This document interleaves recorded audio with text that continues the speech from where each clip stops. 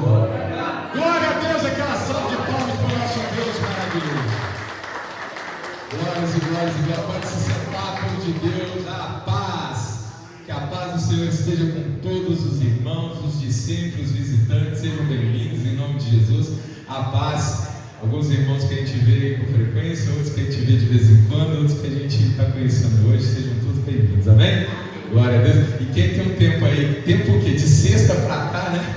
De sexta para cá, que não vem na igreja, de sexta para cá, já notou aí que tem umas novidades, né, irmão? Ô, bênção, Deus está honrando, glória a Deus. Que televisão bonita, cinema, né, irmão? Oh, meu Deus, glórias e glórias e glórias. O ventilador, amém? E tem que ver lá no banheiro, depois os irmãos vão conhecer, amém. Deus está honrando demais, demais, demais. E hoje é um dia de prestação de contas, amém? Quem não conhece, nosso ministério tem essa tradição. Primeiro domingo do mês nós entregamos o mês na mão de Deus, amém? A primícia do mês é o primeiro domingo, a gente entrega na mão de Deus, a gente coloca o nosso mês na mão de Deus. Segundo domingo é de Santa Ceia do Senhor, a renovação dos nossos votos com o Salvador. Terceiro domingo a gente faz prestação de contas, tudo que entra no cargo da igreja e tudo que é gasto, amém? Então a gente faz questão, porque para nós tudo tem que ser com ordem, decência e transparência. Se são os irmãos que sustentam financeiramente a igreja, fugimos da aparência do mal e apresentamos todas as nossas contas. Essa manhã nós vamos fazer isso, amém? E o último domingo é o domingo dos aniversariantes do mês, mas às vezes acontece de coincidir o dia do culto com o aniversário e aí acontece coisas especiais. O que será que talvez aconteça hoje? Não sei. Depois nós vamos saber em nome de Jesus, amém? Glória a Deus. Quero já aproveitar de imediato agradecer todos os irmãos que estiveram aqui na igreja ontem, proporcionando aí essas modificações que a gente está vivendo aí. Agradecer muito o coração, ó. Você sabe que você está recebendo aí muito mais de Deus em nome de Jesus, amém? Cada minutinho que a gente dedica à obra de Deus, ô meu irmão, são milhões e milhões e milhões e milhões de bênçãos que vêm sobre a nossa vida, amém? Não é que Deus age, sabe, com a base da recompensa, não, nada disso, mas Deus ele faz para quê? Para a gente se sentir animado de continuar, amém?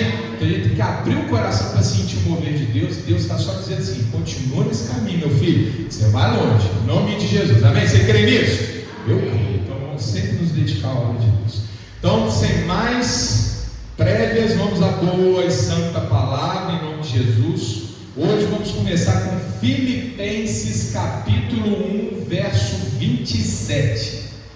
Filipenses, Novo Testamento.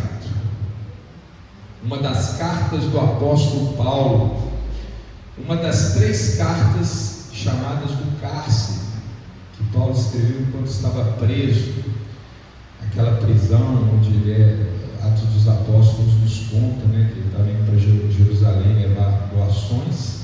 Naquela ocasião ele foi preso, depois transportado até chegar em Roma. Nesse período ele escreveu umas cartas, entre elas que chegou até nós aqui na Bíblia a primeira delas Efésios, depois Filipenses, depois Colossenses e Filemão também, nessa mesma época, em nome de Jesus. Tessalonicenses, Gálatas, Romanos, não, já é de outro período. E Filipenses é uma carta muito bacana, eu sempre não canso de dizer isso, é uma carta alegre. Então, se o coração estiver entristecido, é um bom livro para a gente ler todos os capítulos. Filipenses, dá uma injeção de ânimo na gente. Olha que Paulo estava preso quando escreveu Filipenses, mas aí mostra que a paz de Deus não depende do mundo. Filipenses capítulo 1, verso 27. Quando o irmão está com a paz de Deus no coração, ele pode estar caindo no mundo, mas o irmão está ali, ó, igual aquela sequoia, aquela árvore, poderosa, com raízes profundas, terremoto, ventania, maremoto, não importa, ela está lá, amém? Essa é a paz de Deus. A paz do mundo depende do mundo, Se tu está dando certo, eu estou bem. Se deu alguma coisa errada, pronto, aí eu cai. Mas com Deus não, a paz ela está ali. E Paulo nos mostra isso, porque ele escreve uma carta bem morada, de fortalecimento, de vigor, no momento que ele estava enfrentando uma luta, amém? É o testemunho de Paulo. Filipenses capítulo 1, verso 27. Todo mundo comigo? Em nome de Jesus? Então vamos lá. Atenção, igreja, é o Espírito que fala a igreja, essa manhã. Somente deveis portar-vos dignamente conforme o Evangelho de Cristo, para que, quer vá e vos veja, quer esteja ausente, ouça acerca de vós que estáis no mesmo espírito, combatendo juntamente com o mesmo ânimo pela fé do Evangelho. Amém? Amém. Amada igreja, a palavra de hoje é: temos que ser coerentes. Amém? Aqui Paulo está escrevendo para a igreja de Filipos, ele está dizendo assim, mantenha-se firme na coerência do Evangelho que vocês tomaram para si. Que eu quero ouvir das outras pessoas, quando vier uma notícia de Filipos, eu quero ouvir boas notícias. Eu quero ouvir como que aquela igreja é santa, como aquelas pessoas elas estão ali, em comunhão com Deus. É isso que Paulo está falando nesse trechinho. Amém? E como Paulo fala para a igreja de Filipos, Paulo, que não é mais Paulo, agora é o Espírito Santo que estava por trás de Paulo quando ele escreveu essa palavra, porque a palavra é inspirada. Amém? Paulo tinha intenção de falar para Filipos, mas o Espírito Santo estava usando ele para falar com a igreja a reconciliação entre Cristo, Espírito e verdade nesta manhã de domingo. Amém? Você crê nisso? Eu creio. Amém? E ele está dizendo, o Espírito Santo está dizendo, encurtando o versículo numa palavra, duas na verdade: sejamos coerentes. Amém? É fácil? Não é não. Ser coerente não é fácil. É um desafio, mas é um desafio que nós não podemos fugir. Amém? Porque nós vivemos num mundo que não é coerente. Nós vivemos num mundo que é ao contrário, é flexível demais. O sim é mais ou menos, o mais ou menos é não, o não é sim. Não é assim que acontece aí fora. O nosso mundo ele é muito instável, e é por isso que as pessoas têm adoecido tanto, principalmente no campo psicológico, porque é muita informação, é muita incongruência, é muita contradição, a gente está perdendo a noção da verdade, do certo, do errado, do digno, do indigno, do que pode, do que não pode. Meu irmão, e o Espírito não traz essa palavra à toa, não. Ele traz essa palavra quase na véspera do carnaval, onde essas incoerências elas ganham outro tom. Às vezes uma pessoa de boa aparentemente boa índole, ali de conduta reta, ele bate, chega no carnaval e começa a brincar. Brincar é o nome que eles usam para dizer assim, se perder, é perder o controle, é se entregar o que quer ser. Não é brincar não, meu irmão. Isso aí é se perverter. É hora que homem se veste de mulher, mulher se veste de homem. Por quê? Por que o homem quer se vestir de mulher? Algum desejo oculto está ali, meu irmão. Ao invés de estar repreendendo isso, vai dar, vai deixar fora no carnaval. Meu irmão, a palavra não é carnaval, só estou usando de exemplo, amém? Nós temos que ser coerentes todo o tempo todo, e não tem exceção, não tem feriado. Não tem só hoje, só nesse feriado, não. Só nesse evento, só nessa época. Não. O cristão tem que ser coerente 24 horas por dia, 7 dias por semana, 365 dias por ano. Se for ano bissexto, 366 dias. Não pode fugir. E o que é ser coerente, pastor? É fazer aquilo que você crê que é certo. É isso. Você está aqui no culto ouvindo a palavra? Você concorda? Deus está te dizendo, você concorda? Não estou dizendo que você concorda com a palavra, porque a palavra é a palavra, é inerrante. Eu estou perguntando se você concorda que Deus está te dizendo isso. Você concorda que você tem? Porque se você concorda que Deus está falando com você, você tem fé. Amém? Nenhum de nós vai poder questionar a palavra de Deus. Quem somos nós? Agora, a gente pode não ter fé. Aí é diferente. Não ter fé, aí tá, essa palavra não é para mim. Agora, se a gente tem fé e acredita que Deus está nos dizendo alguma coisa, meu irmão, não tem escapatória, tem que fazer. Isso é ser coerente. Se eu sei que é certo, eu faço. Certo, bom, eu faço. Errado, é mal, eu não faço. Ponto. Por isso que a palavra de Deus diz, vamos lá, Mateus 5,37. Mateus 5,37. Você está em Filipenses, volta, vai para o início do Novo Testamento. Se você foi demais, chegou a Malaquias, vai um pouquinho para frente. Novo Testamento, 5:37.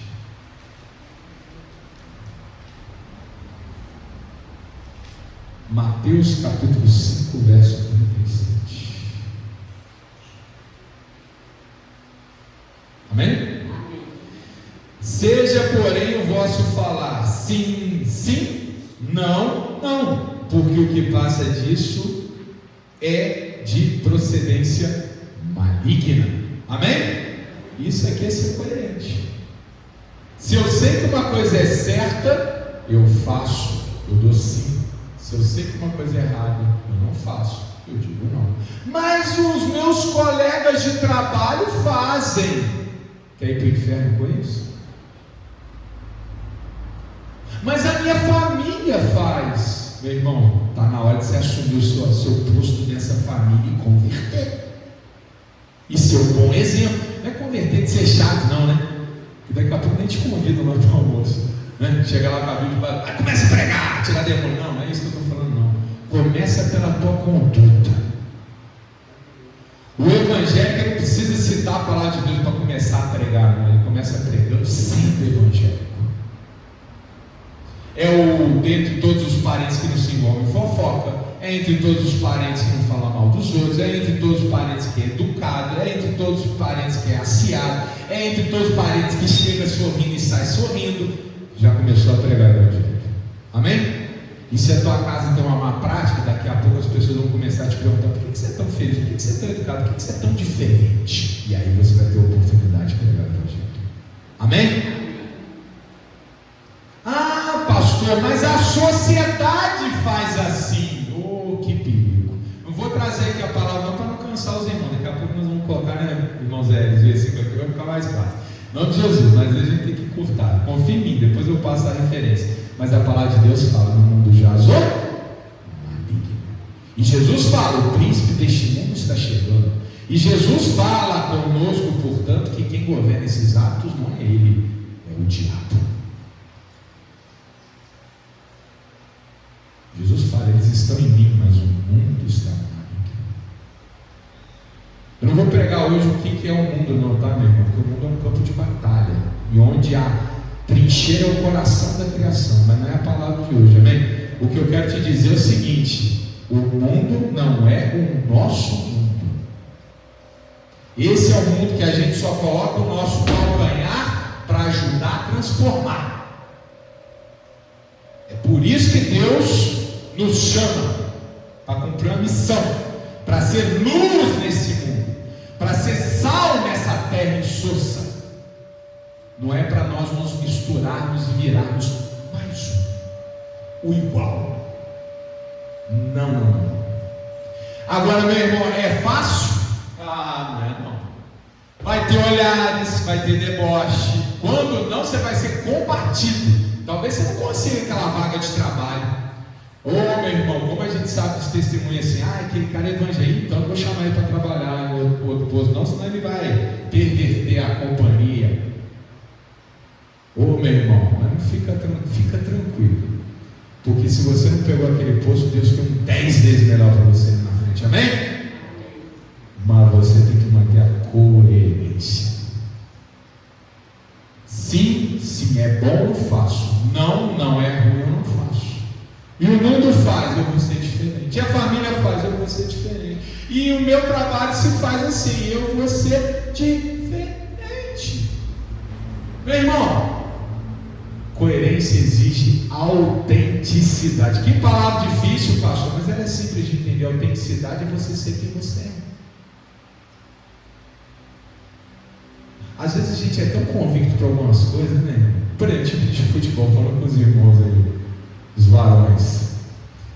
Você é flamenguista, está na roda de botafoguense, alguém te converte?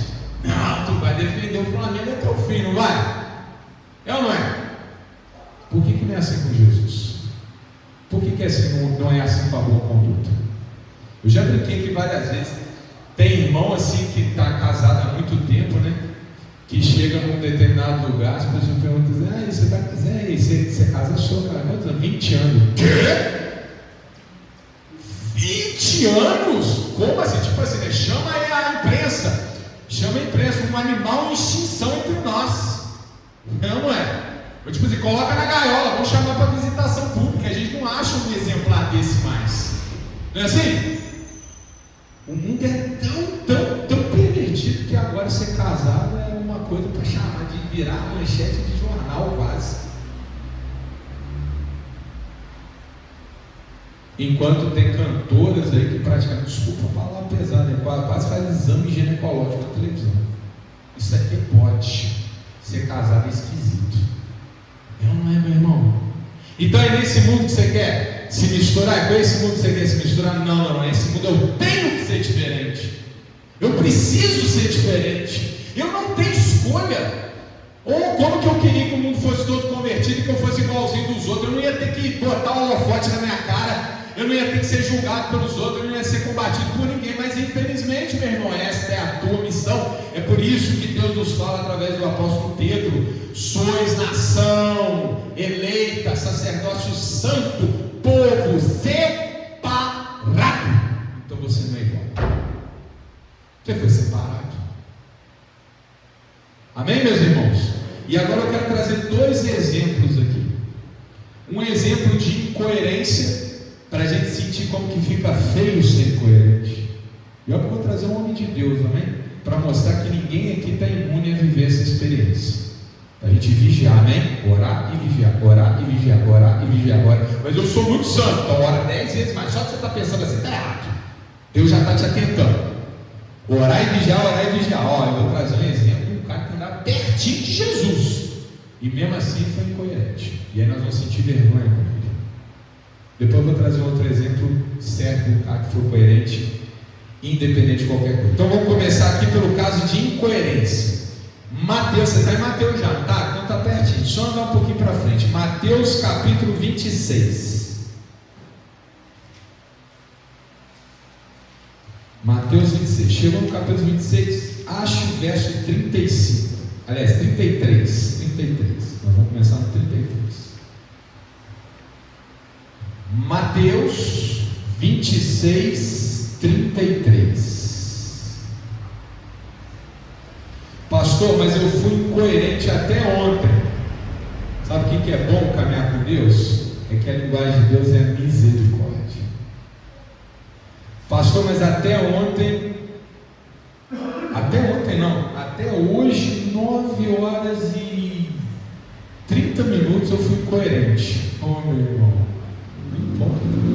Ainda que o teu coração esteja te condenando, Deus é maior do que o teu coração. Entrega para Ele e deixa Ele te transformar. Amém? Pastor, mas eu fiz e aconteci. Eu tenho um histórico muito. Meu irmão, descansa. Amém? Descansa. Paulo perseguia cristão, Paulo matava pessoas, e no entanto ele nos dá o recado: o remorso é maligno. É Paulo, que era perseguidor da igreja de Cristo, que se tornou, entre todos os autores do Novo Testamento, que escreveu mais livros. E ele diz: tudo velho passou, eis que tudo se fez novo. Então, meu irmãozinho, pode começar agora, às 10:10. A partir de agora eu vou ser coerente, amém? E Deus vai te honrar e vai multiplicar na tua vida, amém? Então vamos lá, nós estamos aqui para julgar, nós estamos aqui para aprender, melhorar e viver a bênção. 26:33. Mas depois de eu ressuscitar, aliás, eu estou lendo 32, perdão. Mas depois de eu ressuscitar, irei diante de vós para a Galiléia. Pausa, mas ainda não entramos na palavra não, que eu quero só chamar o contexto. Jesus Cristo está reunido com seus apóstolos, aqui no contexto de Mateus, amém? E ele está contando o que haveria de acontecer com ele. E a gente sabe o que aconteceu, né? Que ele iria ser preso, morto, amém? Para levar os pecados do mundo sobre si e depois ressuscitaria. Mas nesse momento ele estava falando da parte mais triste, que ele iria sofrer, mas que depois ele ia encontrar com os seus discípulos, mas que ele iria sofrer. E aí o apóstolo, um dos apóstolos mais próximos dele, claro, não gostou dessa palavra. Eu fico Jesus me falasse, eu vou ser crucificado. Não, pelo amor de Deus, não deixe isso acontecer não, Senhor. Eu não queria ver Jesus crucificado. Eu entendo o ponto de vista desse irmão. Só que esse irmão achou que era, que de fato ele era, né? E aí tentou dar, né? Parecer ali, de bom ali, e falou umas coisas que não devia. Ô meu irmão, cuidado com as palavras, hein? O que a gente fala, se ensina ou não, né? O que a gente fala vira procuração. No caso aqui do cristão, você não é obrigado a falar, não, mas se diz, tem que fazer. Amém? Então cuidado com o que você fala, quando você não tem capacidade ou condição de fazer ainda, amém? E aí o nosso amigo Pedro, olha lá, 33. Mas Pedro respondendo, não era nem para ele responder Jesus agora, disse: ainda que todos se escandalizem em ti, eu nunca me escandalizarei. Pausa. Todo mundo conhece a história de Pedro, né? Ele está dizendo assim: Senhor Jesus, ainda que todos te virem as costas e te abandonem, eu vou ficar firme do teu lado. Cuidado com o que você fala. Então tem que prestar conta. E aí vem 34. Disse-lhe Jesus: em verdade te digo que nesta mesma noite, antes que o galo cante, 3 vezes me negará. Amém, meu irmão? Pedro não precisava falar nada. Ele disse: eu sou uma. Ó, meu irmão, olha que a gente ouve o meu irmão falando isso. Eu sou santo, comigo ninguém pode. Eu estou aqui convicto, ninguém me tira. Será? Meu irmão, humildade. Comigo ninguém pode, não. Eu posso tudo naquele que me fortalece. Amém? Deus vai me levar a ser cabeça. Cuidado quando você coloca na primeira pessoa. Não somos isso tudo não, meu irmão. Se Jesus está dizendo, sejamos humildes. Mas Pedro resolveu, né, ser impetuoso. E aí vamos ver o desfecho dessa história. Só para a gente sentir, tá? Pedro então está dizendo: eu não te nego de jeito nenhum. E aí o que acontece? 26, 69, mesmo capítulo, só anda para frente um pouquinho. Talvez você tenha que virar a página. 69. Eu vou ler direto, tá? Ora, Pedro estava sentado fora do pátio. Jesus já tinha sido preso. Ele estava sendo torturado nessa hora. E aproximando-se dele uma criada disse: tu também estavas com Jesus o Galileu. 70. Mas ele negou diante de todos, dizendo: não sei o que dizeis. O que dizes? 71. E saindo para o vestíbulo, outra criada viu e disse aos que ali estavam: este também estava com Jesus o Nazareno. 72. E ele negou outra vez, com juramento: não conheço tal homem. 73. E daí a pouco, aproximando-se os que ali estavam, disseram a Pedro: verdadeiramente também tu és deles, pois a tua fala te denuncia. Ele tinha a forma de falar dele, o maneirismo ali, o sotaque da Galileia. Então reconheceram que ele era da Galileia. 74. Então começou ele a praguejar e a jurar, dizendo: não conheço esse homem. E imediatamente o galo cantou. Amém? Vamos parar aqui. Ele não falou que não iria largar, que eu não nego Jesus. Negou 3 vezes. Pedro foi o quê? Incoerente. Não é isso? Incoerente. O sim dele foi sim.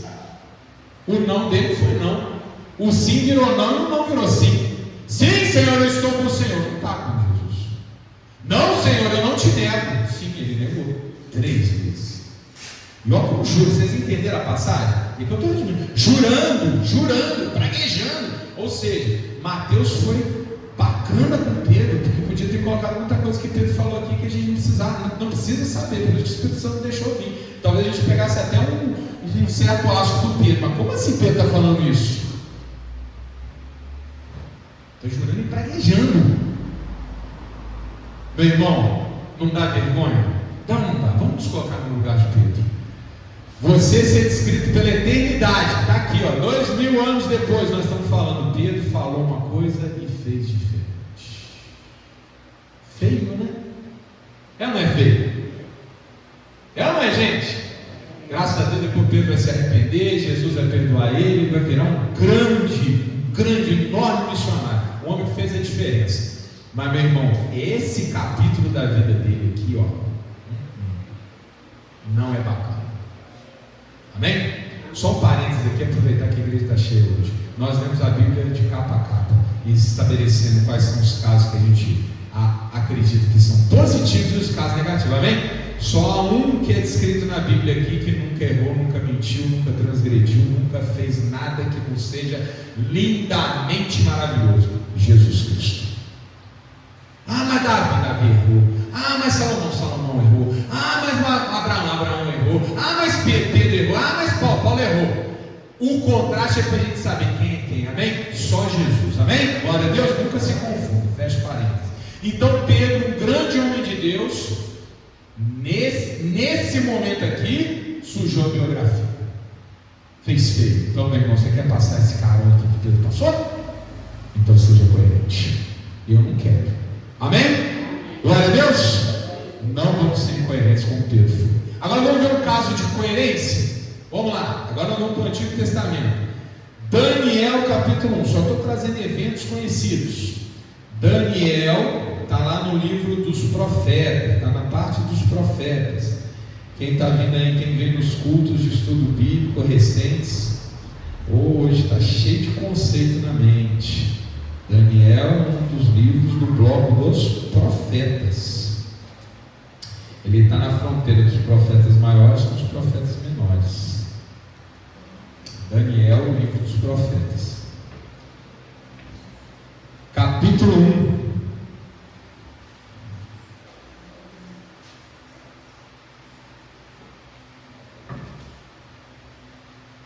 Daniel, capítulo 1. Pastor, mas por que eu preciso saber que Daniel é profeta? E que o Evangelho é Evangelho, que Mateus é Evangelho, e que a Carta aos Filipenses é uma epístola.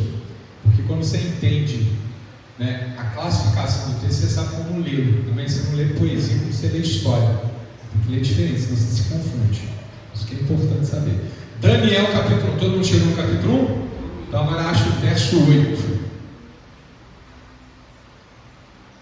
Quando a gente lê Salmos, a gente lê sabendo que nós estamos lendo uma oração, uma poesia. Agora, quando a gente lê Reis, a gente sabe que nós estamos lendo uma história. Ou seja, tudo que está dizendo ali, a cada palavrinha ali, é uma palavra, é um relato de um acontecimento histórico. Né? Por isso que a gente, né, às vezes vê lá, que Deus está caminhando sobre as nuvens. A gente sabe que isso é uma figura, né? Ela é uma ilustração. Agora, quando fala assim, Davi venceu Golias, é um fato. Isso aconteceu aqui, amém? Você tem que saber a classificação dos livros. Então Daniel é um profeta, amém?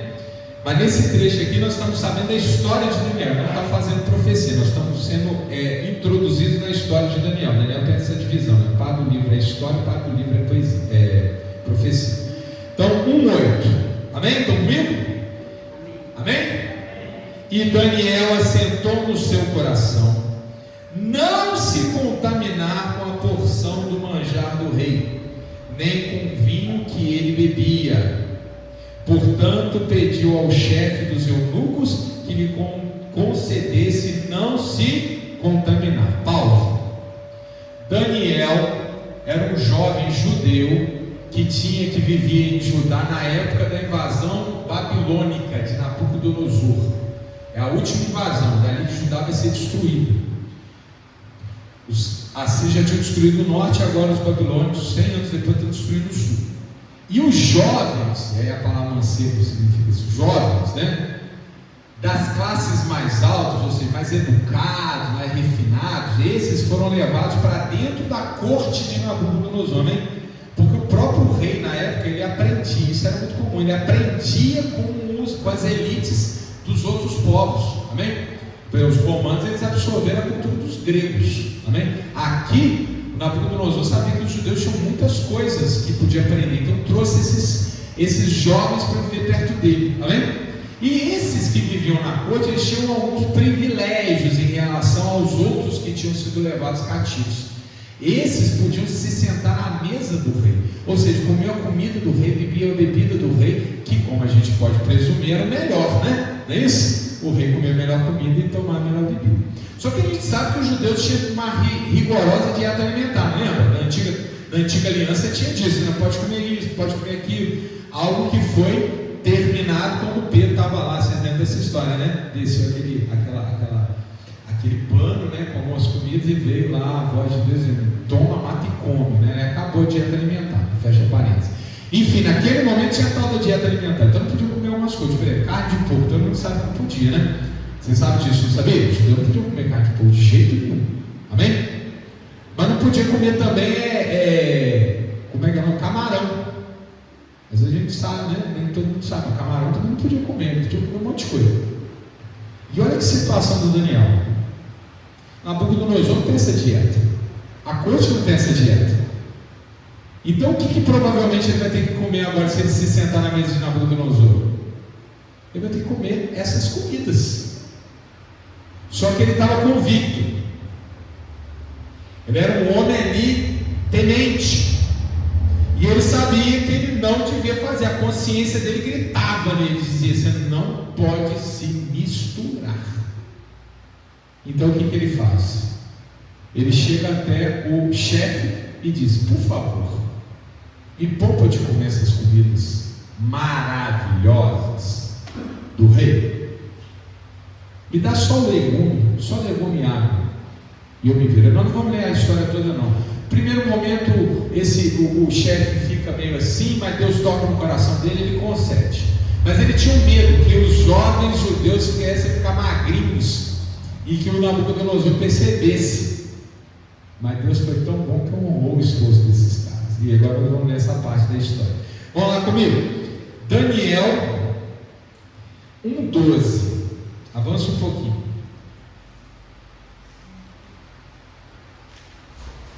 Você está no 8, pula 2 versículos. Ó.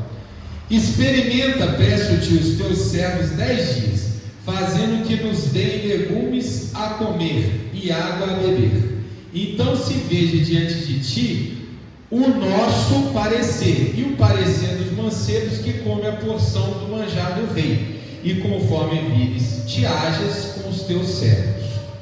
E ele veio nisto e os experimentou 10 dias.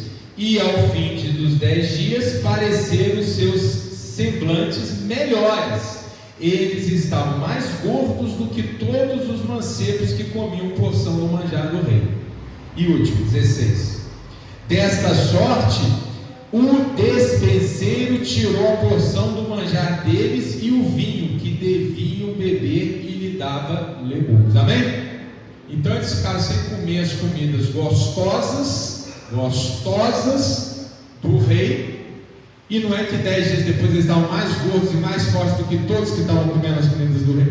Isso é o que? Deus honra quem é coerente. Amém? Eles ficaram mais gordos, mais fortes do que todos que estavam comendo as comidas proibidas. Mas Daniel, meu irmão, ele saiu da zona de conforto, não saiu? Não era mais fácil para ele ficar quietinho, sentar lá e fazer? Se fosse alguém que já tivesse um desvio para ele falar: agora é minha deixa, é minha chance, porque o pecado é assim, tá? Eu queria ser coerente, mas eu não consigo, não deixaram, né? Me fizeram fazer diferente. Meu irmão, vai nessa não. Daniel saiu da zona de conforto, foi até o chefe, fez uma aposta, né? Falou: pode me dar legume que eu te garanto, Deus vai me honrar. É assim que o cristão faz. Eu sou diferente e Deus vai me honrar. Pode não me dar essa vaga de emprego, não tem problema, Deus vai me honrar. Amém? 10 dias depois ele estava mais doido. E olha que bacana. O final do capítulo traz uma mensagem aqui para nós, para a gente entender que Deus continuou honrando Daniel por muito tempo. Rapidinho, não era a mensagem do dia não, mas me ocorreu aqui. 21, olha aqui comigo. Versículo 21. E Daniel esteve até o 1º ano do rei Ciro. O que isso significa, meu irmão? Daniel estava na corte de Nabucodonosor, que era o rei dos babilônicos. Tá certo? Início da vida dele, ele estava com o rei dos babilônicos. O que a Bíblia está nos dizendo quando cita o nome do rei Ciro? É que ele ficou na corte dos babilônicos durante todo o governo babilônico sobre a Judéia. O governo babilônico caiu e ele continuou na corte, no governo do persa Ciro, que havia derrotado os babilônicos. Vocês entenderam o que eu estou falando, meu irmão? O Daniel sobreviveu aos seus algozes. Daniel viveu mais do que Nabucodonosor e do que o filho do Nabucodonosor. Daniel, que se recusou a sentar àquela mesa cheia de manjares, ele ficou e a mesa caiu. Ele ficou, o império caiu, ruiu e ele continuou. Chegou outro invasor e ele estava lá. Amém? Viveu louca e prosperamente.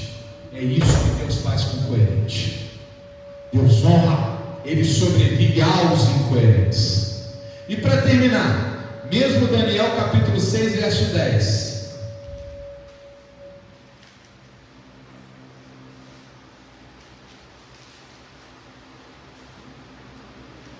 6:10.